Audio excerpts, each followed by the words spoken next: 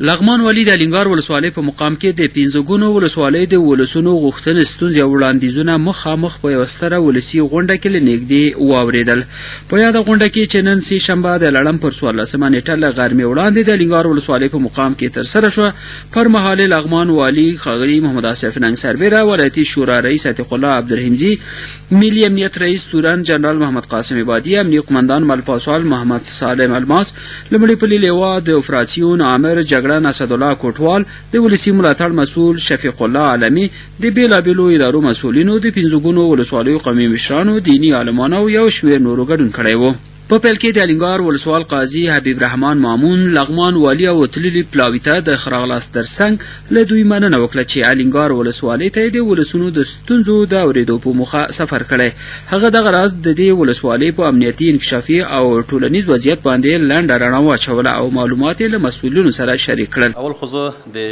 ولایتي مقاماتو نه ډېره مننه کوم چې دوی تشریف راوړو زمونږ ولسوالۍ ته او د نږدې نه ولیدله. دویم د جناب والي صاحب او د رهبري هیئت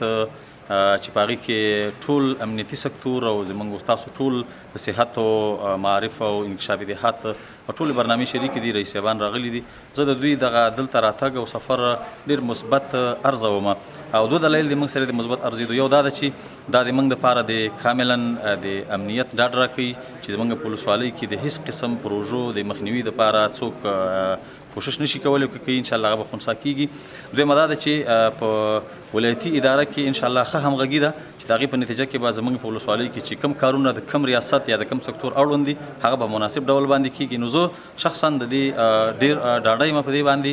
او زه دوی ته کور ودانۍ وایم چې دوی راغلل او زموږ د ولسوالۍ نه لیدنه وکړله او زموږ د ولسوالۍ د ولسونو مشکلات او ستونزې د نږدې نه ګوري. نو انشاءالله د دوی د راتګ زموږ دپاره نیک پال دی او دا به د آینده دپاره د الینګار ولسوالۍ په خیرازۍ کې ډېره قوي مرسته وکړي. ښه خبره دا ده چې د الینګار په ولسوالۍ کې چې څومره پروژې روانې دي د دې ټولو سره هېڅ قسم مخالفت نشته دی او زموږ د الینګار ولسوالۍ د ولسونو د شوراګانو د سپین ږیرو علما کرامو په ملاتړ باندې څومره پروژې چې دي هغې کې هېڅ مزاحمت نشته. دا اوس هم تقریبا زموږ 8 پروژې چې په هغې کې د سړکونو د بیا ترمیم پروژې دي، د کانالونو او د ویلو د جوړولو د سربندونو پروژې دي، هغه ډېر په ښه کیفیت باندې روانې دي ځکه چې ولسونه هم همکار دي او د ولسونو د همکارۍ په وجه باندې موږ د امنیتي او د ځینو موانعو ستونزو نه په هغې کې خلاص یو. نوموړي زیاته کړه د الینګار ولسوالۍ ولسونو ته د خپل نظام او حکومت څخه ملاتړ کړی او د ولایتي ادارې له ټولو چارو یې هرکلی کړی. ورپسې په لغمان کې د ولسي ملاتړ د برنامې ولایتي مسؤل شفیق الله عالمي د یادې ادارې د کاري فعالیتونو په اړه هر اړخیزه معلومات هم د غونډې له ګډونوالو سره شریک کړل. نوموړي ویل ولسي ملاتړ برنامه د ثبات، ټینګښت، ملي یووالي او د ولسونو د یووالي او همغږۍ په برخه کې کار کوي. په الینګار ولسوالۍ کې د ولسي ملاتړ د برنامې په لړ کې دلته موږ د سکتوري غونډې یا د ولسونو د ستونزو د حل په موخه باندې یوه غونډه جوړه کړې چې په هغه کې د لغمان ولایت 15 ګونو ولسوالیو قومي مشرانو او نمایندګانو ګډون کړی. هغوی به خپلې ستونزې په سټیج په سر باندې بیانوي او د سکتوري رئیس صاحبان به هغه ځان سره یادداشت کوي او د هغوی د حل په لاره باندې به غور کوي. نو په همدې برخه کې موږ دغه پروګرام جوړ کړی، دغه برنامه په لاره اچولې تر څو ولسونه وکولی سي خپلې ستونزې او مشکلات په مستقیم ډول د مربوطه ادارو او ارګانونو سره شریک کړي. عالمي زیاته کړه په دې غونډه کې به د الینګار ولسوالۍ سربیره د نورو ولسوالیو د ولسونو ستونزې هم مخامخ د مسؤلینو لخوا واورېدل شي. بلخوا د الینګار ولسوالۍ د انکشافي شورا رئیس حاجي عبدالرحیم د لغمان والي او ورسره تللي پلاوي څخه مننه وکړه چې دې ولسوالۍ ته د ولسونو د ستونزو د اورېدو په موخه سفر کړی. نوموړي زیاته کړه په الینګار کې د انکشافي شورا کارونه په ښه شکل سره روان دي او زیاته کړه چې ولایتي اداره دې د ټولو سکتورونو په برخه کې الینګار ولسوالۍ ته ځانګړې پاملرنه وکړي. دا چې نن د لغمان د ولایت نه کوم هیئت راغلی دا زه ښه ارزوم ځکه د الینګار په ولسوالۍ باندې یو خلکو نوم ایښی و چې دا په سر خط کې ده، خو دا د ننني هیئت راتګ دا ثابته کړه چې د الینګار په ولسوالۍ کې څه مشکل نشته. نو زه بنا په دغه وجه باندې د دې راتګ دلته ښه ارزوم. هغه وړاندیزونه چې د الینګار خلک لري هغه دا دي چې یو د الینګار منطقه غرنۍ منطقه ده موږ د دې خلکو نه د نیالګۍ غوښتنه وکړه چې د غرونو لپاره مناسب نیالګي ورکړي لکه جانغوزي او بادام وغیره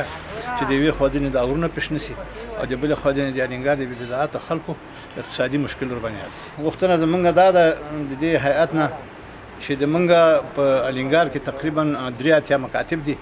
او اکثره مکاتب زموږ تعمیرونه نه لري او بعضې که بیا تعمیرونه لري احاطې نشته درس پکې ښه صورت نه نیسي.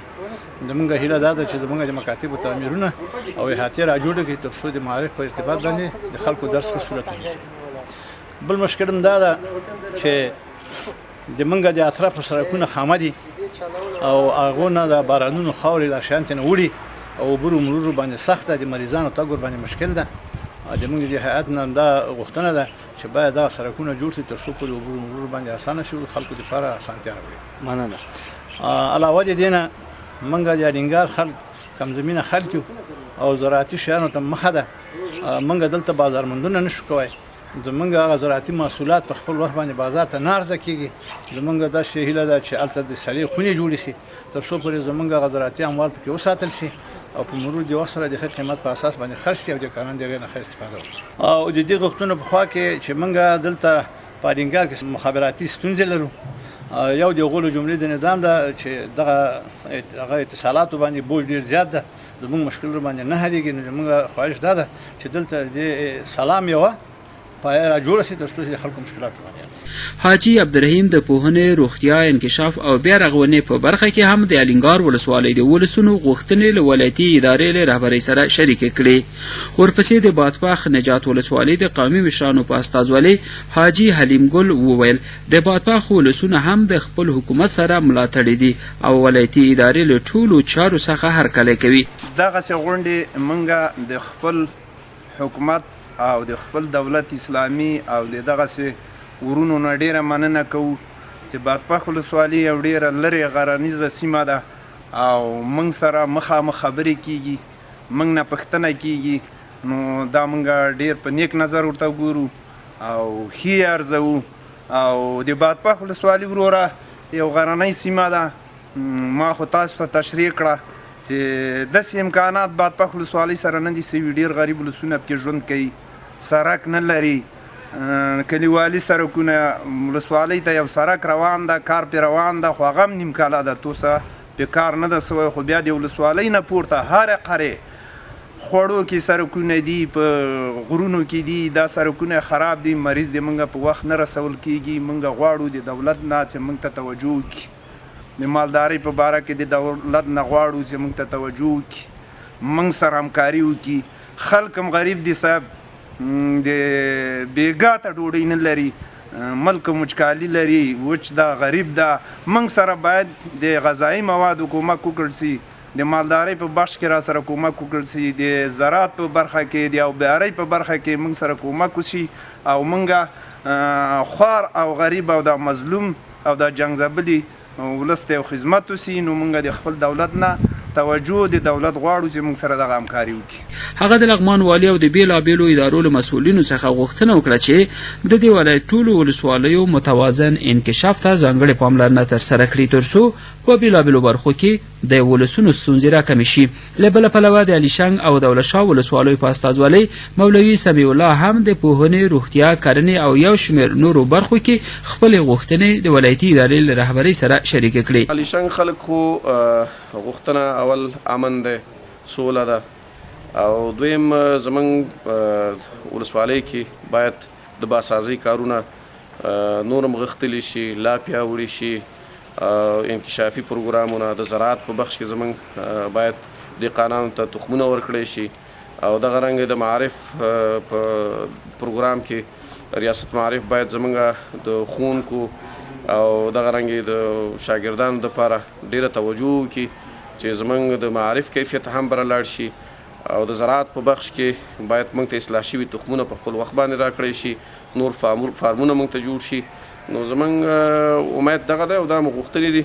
چې دا کارونه ته رسیدګي وکړی شي. بلخوا د مرکز او کرغیو ولسوالۍ په استازولۍ د ولایتي شورا رئیس عتیق الله عبدالرحیمزي هم د ولسونو یو شمېر ستونزې چې په بېلابېلو برخو کې یې لرلې د لغمان والي سره شریکې کړې. نوموړي د ولایتي ادارې د رهبرۍ دا ډول سفرونه ولسونو د یووالي او اتحاد لپاره ګټور یاد کړل. نن موږ د الینګار ولسوالۍ ته سفر کړی او جناب والي صاحب او د زیاتره رئیس صاحبان هم موجود دي چې د ولسونو ستونزې له نږدې نه واورو او د هغو ستونزو ته یو د حل لاره ولټوو او پیدا یې کړو. موږ چې نن ولیده دلته هغه ولسونه چې هغه مرکز ته تشریف نه راوړ، هغوی دلته له لرو پرتیو سیمو نه راغلي دي او په ډېره آزاده فضا کې خپل ستونزې او مشکلات د موږ سره شریک کړل. انشاءالله موږ یاداشت کړي او دې ته به د حل لاره او دوی ستونزو ته به رسیدګي کړي، که هغه وزارتونو پورې مربوطي، که ولایتي ادارې پورې مربوطي. انشاءالله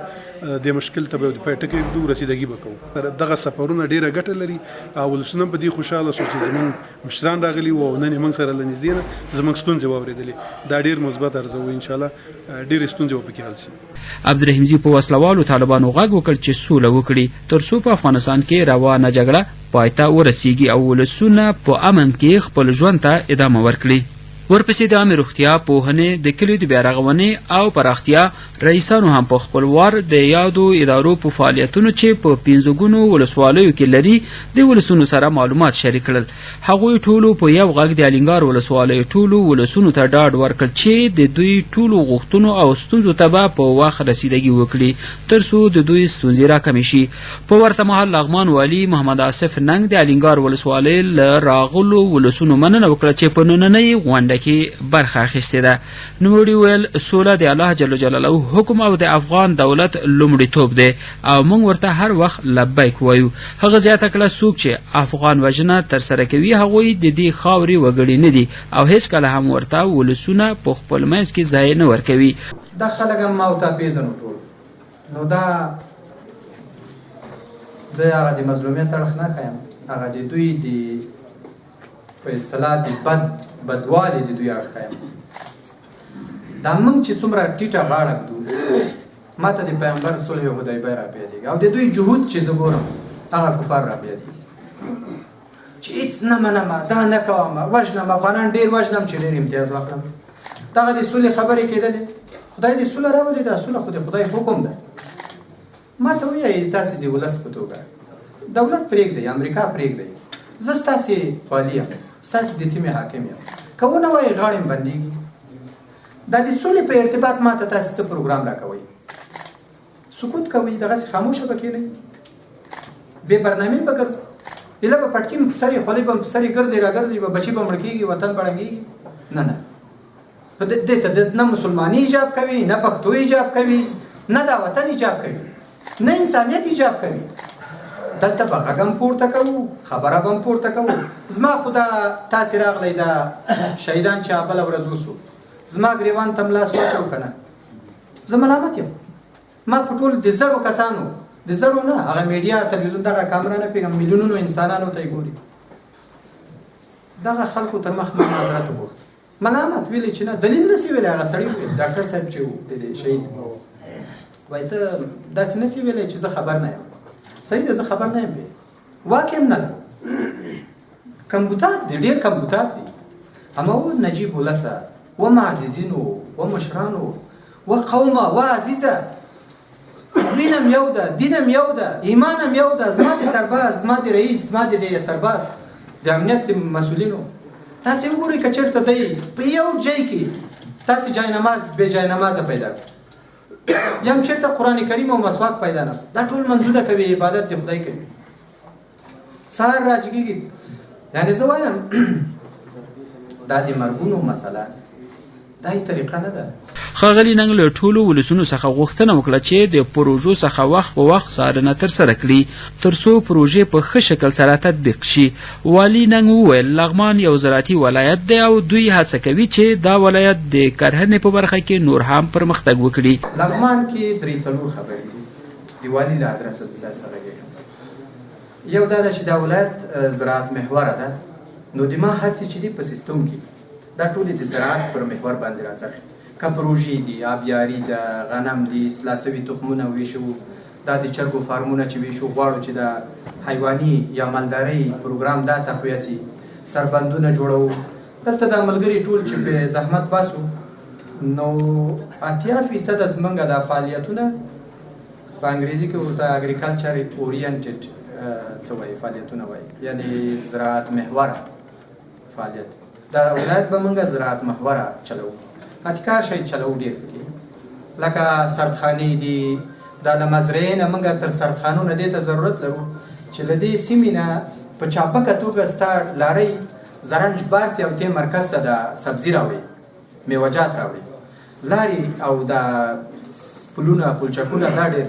ضرورت نو په دې به دا اول ظرفیت د لغمان دومه لغمان ډېر سیاحتي ځای ده جنت ده بالکل ډېر ښایسته ځای ده د دنیا خلک به راسي دا اوس په سرخکان کې زه یو پارک جوړوم 4000 کسانو ته پکې کار پیدا کېږي داسې پارک به چې ته به انشاءالله د دې ډېرو ولایتونو نه خلک به دې خواته راځي اوس دا ګورې دا څو ورځې زه ځم چې کابل نه راځم د جلال آباد کابل لغمان دا لاره داسې دي لکه کابل مټرې بندي دا خلک دې خواته که لږ امن ښه سي دا ډېره ګټه نوره پکې کوو نو سیاحتي ښه دولت شاه ته ته لاړ شه دا درې وګورې دا اوبه وګورې دا نعمت په دنیا کې نشته د لغمان والي وایي چې لغمان د هیواد په کچه د سیاحت لپاره هم مناسب چاپیریال لري او دوی هڅه کوي چې په دغه برخه کې نور پرمختګونه هم وکړي نوموړي زیاته کړه په لغمان کې د بیلابیلو سکتورونو په برخه کې ګڼو کسانو ته د کار زمینه برابره شوې او دوی لا هڅه کوي چې دا برخه نور هم قوي کړي تر څو ځوانان په کارونو مصروف شي هغه ویل په نږدې راتلونکي کې به په لغمان ولایت کې 1000 میګاواټه سولري برېښنا چارې هم پیل شي چې په دې سره به ډېر خلک برېښنا ترلاسه کړي بل ظرفیت چې زموږ دلته په لغمان کې موږ تر 1000 میګاواټه 1510 میګاواټه برق په بابا صاحب کې موږ یعنی دا تخنیکی خبره سره ته کومه دا موږ څه کړی ده په اصطلاح سروي تخنیکی کړی ده چې دومره برق موږ جوړوای شو یعنی د هندوستان تر ظرفیت نه لږ ډېر د ډیلی تنا ډیلی هلته هم دا سولري برق ده اوس برق پاتې سولري کېږي دا ښه شی ده ځکه لمر ده رڼا ده بس لاینونه نه یې ډېر پکې هر ځای جوړوای شو دلته ولسوالۍ کې هم جوړوای شو بس دلته به جوړي سټیشن به عزیزانو د برق ظرفیت دومره جوړوای شو چې لغمان نه موږ 10 ولایتو ته برق ورکوای شو هغه دروازې چې بندې کړو د تاجکستان او ازبکستان دا نور برقونه چې بند کړو دومره ښکلې ډوډۍ ورکوي اما ولې جګړه د طالب موجودیت ما چې کله الیشن کې د ولسي دا مې په نارنجي ولسوالۍ کې شامله کړله سرې ولسوالۍ نه چې بیا اوس به دی ته سږ کال دا روان کال کې به دوی ته د ولسي تړون یا میثاق شهروندي نه څه د پاسه 3.5 میلیونه افغانۍ دا به دوی ته ورکول کېږي 4 برخو کې مصرفوي معارف کې صحت عامې کې زراعت کې او انکشاف دیهات ته ورته دا 4 بابه دا میثاق شهروندي چې دا 4 برخو کې دوی مصرف کوي دا پروژې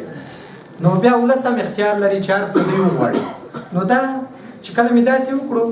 دومره ډېرې جګړې سوې تاسې وینئ تر الینګار نه پالیشن کې ډېر بوخت یو که نه دا په دې خاطر چې دښمن غواړي چې دا کار ونه سي بیا خو دا خلک ژوند پیدا کوي ډوډۍ پیدا کوي کارویابي به وي دولت بیا خلک خوښوي یا که دولت ښه کارونه کوي پروژې ورکوي نو دلته داسې به په وینو ککړه چې دا ولسوالۍ بېرته سره سي نو د الینګار عین مشکل ده چې دا په سره ولسوالۍ کې ده دا که لږ تاسې مټ ورکوئ چې لږ یې نارنجي ته کړو بیا به شنې ته سي بیا به زیړې ته سي بیا به سپینې ته سي لکه اوس ګوره ته مهترلام کې ډېر کار ده که دلته تاسې ډېر پروژې او ساختمانونه لرئ ښه سړکان لرئ هلته ښایسته ده که دلته خو هغه ښایسته ده ځکه چې هلته زموږ سیوری ډېر ده رڼا ډېره ده نو امن ډېر ده هلته چې موږ د دښمن لاس نه رسېږي دومره پرمختګ ده که دلته الینګار سي که دولت شاه سي که بل ځای سي دغه رڼا دلته هم راځي دغومره ترقي به ډېره راسي ښاغلي ننګ ویل په الیشنګ ولسوالۍ کې به په راتلونکي کې 300 میلیونه ډالره د ولسي تړون د برنامې له لارې مصرف شي او د ولسونو ژوند به ورسره هم پرمختګ وکړي نوموړي وویل روان مالي کال ورته دولت 22 میلیونه ډالره بودیجه ورکړې وه او راتلونکي مالي کال ته یې له 15 څخه تر 22 میلیونه ډالرو پروژې ترتیب کړي دي عزیزانو سږ کال په 1998 کې موږ 22 میلیون ډالر پیسې لرو دولت راکړي دا 22 میلیون ډالر دومره دي چې 15 کاله چې موږ پخوا څومره بودیجه اخیستې ده هغه څه کم 22 میلیونو ته رسېږي دا د څو کالو نو د موږ د یو کال بودیجه ډېره پرې زیاته ده بیا وروسته په آخر کې ممانعتونه وایي را روان کال کې موږ د 15 تر 22 میلیونه ډالرو پروژې جوړې کړې دا ټول شیان پکې پراته دي دغه د پولې جوګي نه سړک چې را روان دی رئیس صاحبان دلته تر سنګره نورلام دا سړکونه دي فاضل دور ته وایي دا سړکان دا ترمیم سړک پکې پروت دی د حاجي صاحب تاسو چې یاده کړه چې دا تر نورګرامه دا ترمیم اساسي پکې پروت دی دا موږ ورکړی دی داسې نورې پروژې هم دي نو انشاءالله د را روان کال لپاره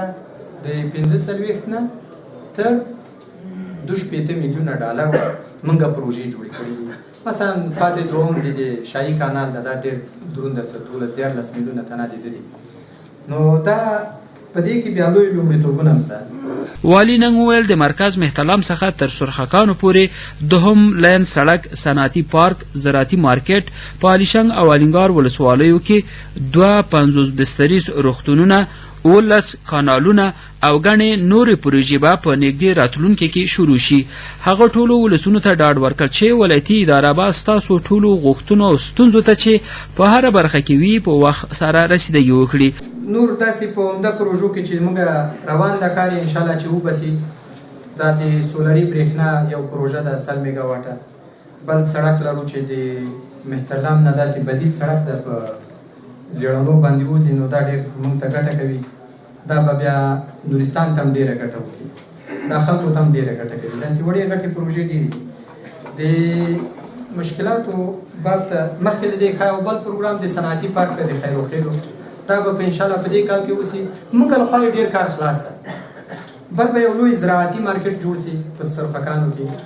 دا د موږ له خوا ډېر کار خلاص ده دا زراعت ملګرو پېکار کړی ده نو دا که جوړ سي بیا ډېره لویه خبره ده یعنې هغه د مارکیټ د لغمان نه ده په 400 جنی پکې ده او په دې کې به کم له کمه 1.5 دکان وي هم د راولپنډۍ او د پېښور د منډیانو مال به دلته ذخیره کېږي یعنې ډېرې ښې پروژې دي. تاسو ته انشاءالله دا د ولسوالۍ 2 ولسوالیو ته شفاخانې دا په سخت کال بودیجې کې شته 50 بستري ده د الینګار او د الیشنګ د دواړو سره اما د وزارت مرکزي قراردادونه دي ما یعنې ډېر ملامتي پکې موږ نه لرو د موږ لخوا خلاصه هلته زارۍ ته پروت چې تدارکات د اعلانوي ډیزاین یې خلاصېږي نن یې اعلانوو خو 3000 4000 پروژې به وي نو یعنې د ولایت د ملګرو نه د رئیس صاحب د سیادت عامې د دې ټولو نه مننه کوم موږ کار خلاص کړی ده ورکړی دي دا باید اوس موږ او تاسې بنسټ یې باید دا شفاخانه شروع شوي انشاءالله کال ته بې چونه او چرا به دا کار وسي ځکه دا قرارداد روان ده او 100 بستریزه به په مرکز کې دا د صحي خدماتو په برخه کې. ښاغلي ننګ له ټولو ولسونو څخه غوښتنه وکړه چې دوی دې د خپلې ولایتي ادارې سره په ګډه له ټولو پروژو څخه وخت په وخت څارنه ترسره کړي. په یاده ستره ولسي غونډه کې په یو شمېر نورو بېلابېلو مهمو موضوعاتو هم خبرې وشوې.